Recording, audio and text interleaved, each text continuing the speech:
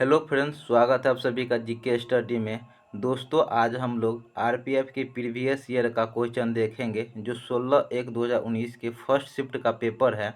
किसी भी एग्ज़ाम के लिए प्रीवियस ईयर का क्वेश्चन बहुत ही इम्पोर्टेंट होता है। इस तो प्रीवियस ईयर का कुल 50 क्वेश्चन हम लोग कवर करेंगे।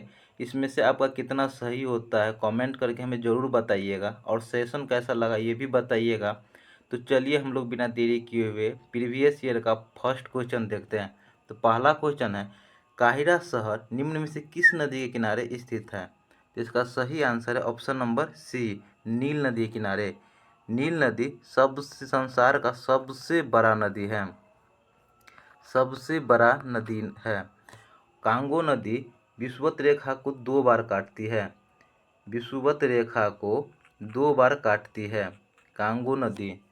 अगला प्रश्न है, भारतीय संविधान की संगठित विशेषता किसे माना जाता है? तो इसका सही आंसर है ऑप्शन नंबर डी, सशक्त केंद्र। भारतीय संविधान की संगठित विशेषता किसे माना जाता है?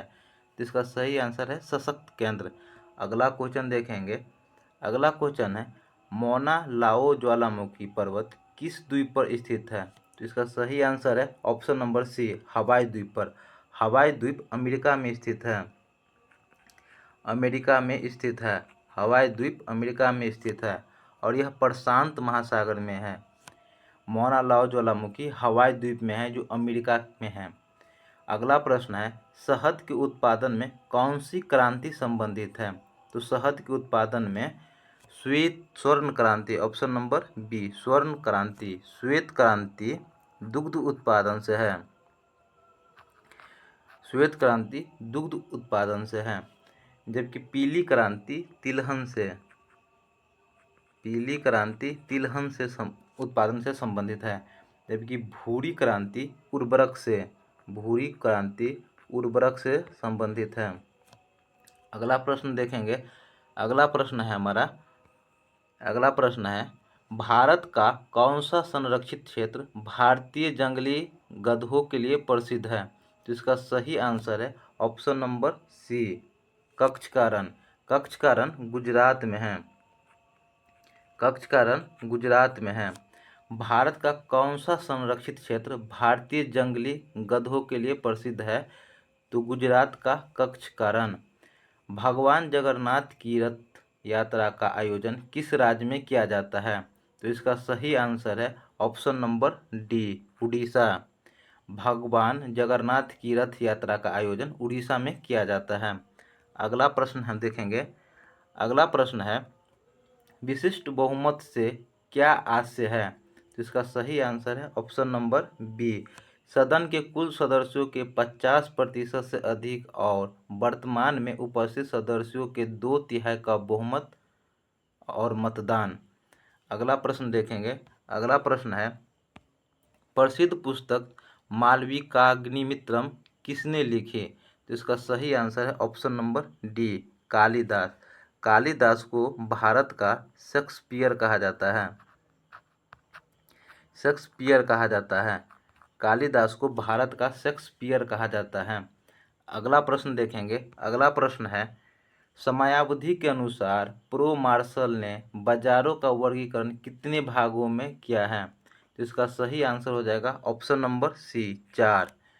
समयावधि के अनुसार प्रो मार्शल ने बाजारों का वर्गीकरण कितने भागों में किया है? तो 4 भागों में।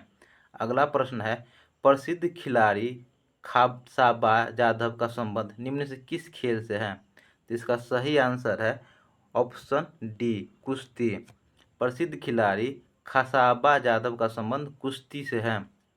अगला प्रश्न देखेंगे। अगला प्रश्न है, दांत की ऊपरी चमकदार सतह क्या कहलाती है? तो इसका सही आंसर है ऑप्शन नंबर बी, दंतवल्क। दांत की ऊपरी चमकदार सतह दंतवल्क कहलाती है। अगला प्रश्न है, किस पंचवर्षीय योजना में गरीबी हटाओ के मुद्दे को पहली बार इसके मुख्य उद्देश्य के रूप में शामिल किया गया? तो इसका सही आंसर है ऑप्शन नंबर सी, 5वीं पंचवर्षीय योजना में। गरीबी हटाओ मुद्दे 5वीं पंचवर्षीय योजना में शामिल किया गया था। अगला प्रश्न है, अगला प्रश्न, औरंगजेब के बाद मुगल साम्राज्य का अगला उत्तराधिकारी कौन था? तो इसका सही आंसर है ऑप्शन नंबर सी, बहादुर शाह प्रथम। इसका अगला प्रश्न है, औरंगजेब के बाद मुगल साम्राज्य का अगला उत्तराधिकारी कौन था? तो इसका सही आंसर है ऑप्शन नंबर सी, बहादुर शाह प्रथम। फर्रुखसियार को कायर शासक कहा जाता है। फर्रुखसियर को कायर शासक कहा जाता है, जबकि अकबर द्वितीय ने राजा राम मोहन राय को राजा की उपाधि दिया था। अकबर द्वितीय ने राजा राम मोहन राय को राजा की उपाधि दिया था, जबकि फर्रुखसियर को कायर शासक कहा जाता है। औरंगजेब के बाद मुगल साम्राज्य का अगला उत्तराधिकारी बहादुर शाह प्रथम था। अगला प्रश्न है, नॉन सुपर इम्पोजिबल इमेज के रूप में एक दूसरे से जुड़े स्टारियो आइसोमर कहलाते हैं। तो इसका सही आंसर है ऑप्शन नंबर सी, इनैसियोमर्स। इनैसियोमर्स। अगला प्रश्न है, अगला प्रश्न देखेंगे। अगला प्रश्न है, प्लासी का युद्ध किस वर्ष हुआ था? तो प्लासी का युद्ध ऑप्शन नंबर बी 1757 में हुआ था। प्लासी का युद्ध 1757 में हुआ था। इसका सही डेट है 23 जून 1757। अगला प्रश्न देखेंगे। अगला प्रश्न है, कारोबार के लिए उचित माहौल संबंधित रिपोर्ट किसके द्वारा जारी की जाती है? इसका सही आंसर है ऑप्शन नंबर सी, विश्व बैंक के द्वारा। कारोबार के लिए उचित माहौल संबंधित रिपोर्ट किसके द्वारा जारी की जाती है? विश्व बैंक के द्वारा। 1828 में ब्रह्म समाज की स्थापना किसने की थी? तो इसका सही आंसर है ऑप्शन नंबर बी, राजा राम मोहन राय ने। राजा राम मोहन राय को राजा की उपाधि अकबर सेकंड ने दिया था। ब्रह्म समाज की स्थापना राजा राम मोहन राय ने किया था। अगला प्रश्न देखेंगे। अगला प्रश्न है, निम्न में से कौन से पदार्थ बाह्य चुंबकीय क्षेत्रों में रखने पर अति चुंबकीय हो जाते हैं? तो इसका सही आंसर है ऑप्शन नंबर ए, लौह चुंबकीय पदार्थ। निम्न से कौन सा पदार्थ बाह्य चुंबकीय क्षेत्र में रखने पर अति चुंबकीय हो जाते हैं? लौह चुंबकीय पदार्थ। अगला प्रश्न देखेंगे। अगला प्रश्न है, यदि विधेयक संविधान के संघीय प्रावधानों में संशोधन करना चाहता है तो इसे किसके द्वारा अनुमोदित किए जाने की आवश्यकता होगी? तो इसका सही आंसर है ऑप्शन नंबर डी, राज्य विधानसभाओं के आधे सदस्यों के सामान्य बहुमत द्वारा। अगला प्रश्न देखेंगे। अगला प्रश्न है, राज्य के राज्यपाल की केंद्र द्वारा नियुक्ति का प्रावधान किस देश के संविधान से लिया गया है? तो इसका सही आंसर है ऑप्शन नंबर सी, कनाडा के संविधान से। राज्यों के राज्यपाल की केंद्र द्वारा नियुक्ति का प्रावधान किस देश के संविधान से लिया गया है? कनाडा के संविधान से। अगला प्रश्न देखेंगे। अगला प्रश्न है, असम के सतरिया नृत्य के संस्थापक के रूप में किसे जाना जाता है? तो इसका सही आंसर है ऑप्शन नंबर डी, शंकर देव को। सतरिया नृत्य के संस्थापक के रूप में किसे जाना जाता है? शंकर देव को। अगला प्रश्न देखेंगे। नेक्स्ट प्रश्न है हमारा, निम्न में से भारत के किस पड़ोसी देश में एक भी बंदरगाह नहीं है? तो इसका सही आंसर है option number B, Afghanistan. Afghanistan में एक भी बंदरगाह नहीं है। निम्न में से कौन सा खिलाड़ी टेनिस के खेल से संबंधित नहीं है? तो इसका सही आंसर है option number C, Saina Nehwal. Saina Nehwal badminton से संबंधित है। बैडमिंटन से संबंधित है। बैडमिंटन से संबंधित है। साइना नेहवाल का संबंध बैडमिंटन से है। अगला प्रश्न देखेंगे। अगला प्रश्न है, निम्न में से कौन सा देश कॉमनवेल्थ खेलों का हिस्सा नहीं है? तो इसका सही आंसर है ऑप्शन नंबर ए, संयुक्त राज्य अमेरिका। संयुक्त राज्य अमेरिका कॉमनवेल्थ खेलों का हिस्सा नहीं है। अगला प्रश्न है, वाडियार राजवंश का उदय किस क्षेत्र में हुआ था? इसका सही आंसर है ऑप्शन नंबर डी, मैसूर में। वाडियार राजवंश का उदय मैसूर में हुआ था। अगला प्रश्न है, संसद के द्वारा संविधान की प्रतिक्रिया और उसके संशोधन से जुड़ा अनुच्छेद 368 भारतीय संविधान के किस भाग के अंतर्गत संग्रहित है? तो इसका सही आंसर है ऑप्शन नंबर ए, 20वें भाग में। संसद के द्वारा संविधान की प्रतिक्रिया और उसके संशोधन से जुड़ा अनुच्छेद 368 भारतीय संविधान के किस भाग के अंतर्गत संग्रहित है? तो 20वें भाग। बेंजानाइमन का सामान्य नाम क्या है? तो इसका सही आंसर है ऑप्शन नंबर डी, एनिलीन। बेंजानाइम का सामान्य नाम एनिलीन है। अगला प्रश्न देखेंगे। अगला प्रश्न है हमारा, नेक्स्ट प्रश्न है, भारत में अबरक का सबसे बड़ा उत्पादक राज्य कौन सा है? तो इसका सही आंसर हो जाएगा option number A, Andhra Pradesh. Bharat में अबरक का सबसे बड़ा उत्पादक राज्य आंध्र प्रदेश है। अगला प्रश्न है, दिए गए विकल्पों में कौन सा शब्द तैराकी से संबंधित नहीं है? तो इसका सही आंसर है ऑप्शन नंबर ए, ड्यूस। ड्यूस शब्द का संबंध तैराकी से नहीं है। ड्यूस शब्द का संबंध लॉन टेनिस से है। लॉन टेनिस से, ड्यूस शब्द का संबंध लॉन टेनिस से है। अगला प्रश्न है, नेक्स्ट प्रश्न है, सैल्यूटेशन किस खेल से संबंधित मूल कौशल है? तो इसका सही आंसर है option number D, judo. Salutation किस खेल से संबंधित मूल कौशल है? जूडो। जूडो जापान का राष्ट्रीय खेल है। जापान का राष्ट्रीय खेल है जूडो, जापान का राष्ट्रीय खेल है। अगला प्रश्न है, किसी वस्तु को प्रक्षेपित करने पर उसकी आरंभिक स्थिति और प्रक्षेपण के द्वारा गिरने के दौरान उसके द्वारा तय की गई दूरी क्या कहलाती है? इसका सही आंसर है ऑप्शन नंबर डी, परास। अगला प्रश्न है, मरकरी क्लोराइड का खनिज निम्न में से कौन सा है? तो इसका सही आंसर है option number C, calomel. Mercury chloride का खनिज निम्न से कौन सा है? कैलोमेल। अगला प्रश्न है, मिरर ऑब्जेक्टिव वाले टेलीस्कोप कहलाते हैं? जिसका सही आंसर है ऑप्शन नंबर ए, परावर्तक टेलीस्कोप। मिरर ऑब्जेक्टिव वाले टेलीस्कोप कहलाते हैं परावर्तक टेलीस्कोप। अगला प्रश्न है, 2011 की जनगणना के अनुसार भारत में महिला साक्षरता दर कितनी है? जिसका सही आंसर हो जाएगा ऑप्शन नंबर डी, 65.46%। 2011 की जनगणना के अनुसार भारत में महिला साक्षरता दर 65.46% था। अगला प्रश्न देखेंगे। अगला प्रश्न है, राष्ट्रपति द्वारा किसके अनुमोदन पर लोकसभा को भंग किया जा सकता है?